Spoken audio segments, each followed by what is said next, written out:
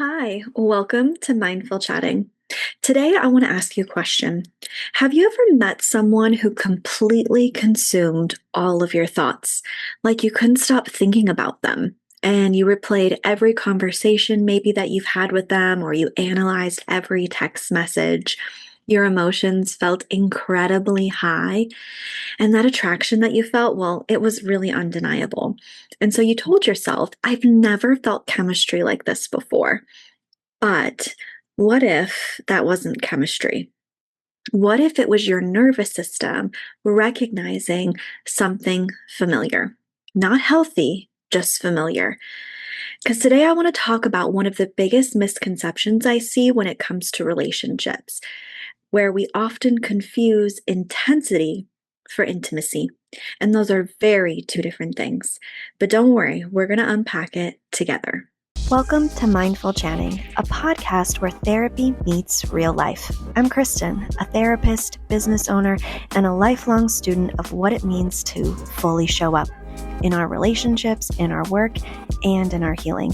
Here, we unpacked mental health concepts, explore mindfulness tools, and talk through the messy, beautiful, in-between moments that shape us. Whether you're a fellow clinician, a curious listener, or someone navigating your own growth, this space is for you. Let's chat. Many of us grew up in homes where love wasn't necessarily steady. And maybe our affection was inconsistent. Maybe the approval had to be earned. Maybe even emotions swung between closeness and distance. And maybe conflict was really common. If that's what your nervous system learned living in that environment, predictability actually can feel really unfamiliar for you. So instead, your body learns to associate emotional highs and lows with the ability to connect. And that creates something researchers often refer to as intermittent reinforcement. You never know when the infection is coming. So when it does, it feels incredibly rewarding. And that's one reason trauma bonds can become so powerful. Not because they're healthy, because they're unpredictable. Your nervous system doesn't automatically choose what's healthy. It often chooses what's familiar because it makes us feel safe. And this is one of the concepts discussed in the book, The Betrayal Bond. Relationships built on inconsistency often create a cycle of emotional deprivation followed by emotional relief. Think about that pattern: distance, anxiety, then reconnection, relief, conflict, and then distance again. Like over time, your brain starts craving the relief instead of recognizing that there's instability within the dynamic. So you mistake the emotional roller coaster for passion, but your emotional addiction isn't intimacy, it's actually survival. I think one of the hardest things about healing is realizing that calm relationships can feel strange and sometimes even boring, not because they lack love, but because your nervous system isn't getting the same spikes of adrenaline and uncertainty it once associated with connection. That doesn't mean that the relationship is wrong. It might actually mean your nervous system is learning something completely new. If you're working on staying present and grounded, which me too, we all need, especially when your brain wants to spiral into what we call disconnection. Yeah, it's Brain FM. It's musically designed to help ADHD brains, well, really any brain, to focus, relax, sleep, and I use it almost daily. If you want to try it, I've dropped my link in the show notes. And if you're looking for planning tools and ADHD resources, they're in there too. So, what does intimacy actually look like? Healthy intimacy isn't built on constant excitement. It's built on consistency, safety, repair, honesty, curiosity, reliability. It's knowing someone isn't going to disappear because you had a disagreement. It's trusting that conflict doesn't automatically mean abandonment. Intimacy allows you to relax, where intensity keeps you vigilant. And intensity asks you to perform, where intimacy invites you to be known and understood.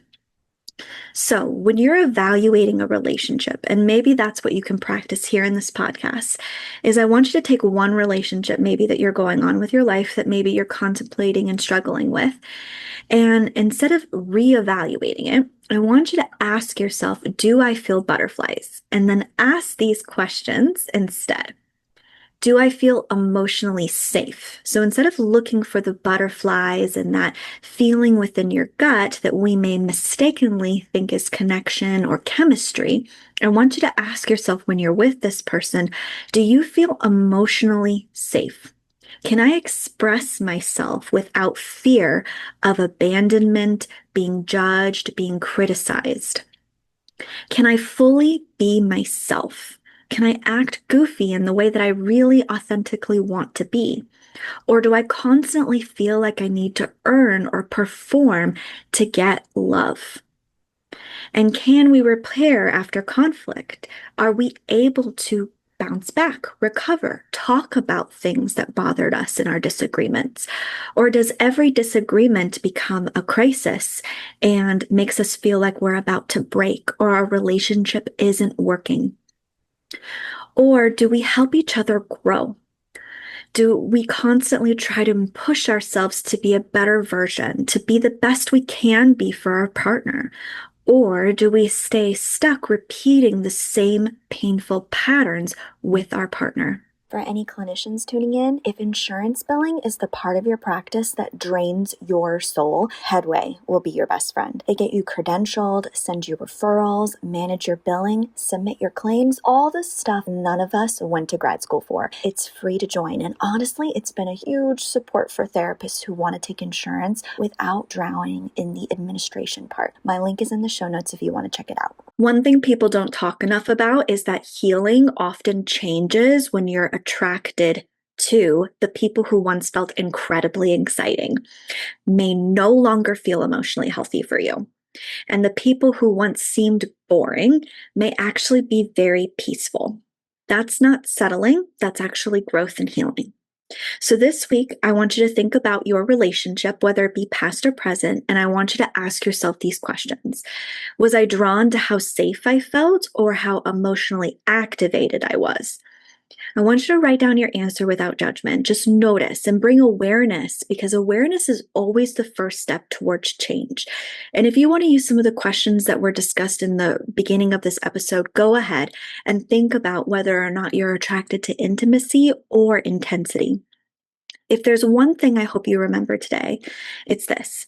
Love shouldn't constantly leave you wondering where you stand in a relationship. Real intimacy doesn't require emotional whiplash. It doesn't ask you to earn your worth. It doesn't thrive on unpredictability. Sometimes healing means redefining what chemistry feels like for you. Maybe butterflies aren't the goal anymore. Maybe peace is. Because when your nervous system finally learns that love can be steady, and you'll stop chasing that intensity and start recognizing intimacy when it's in front of you.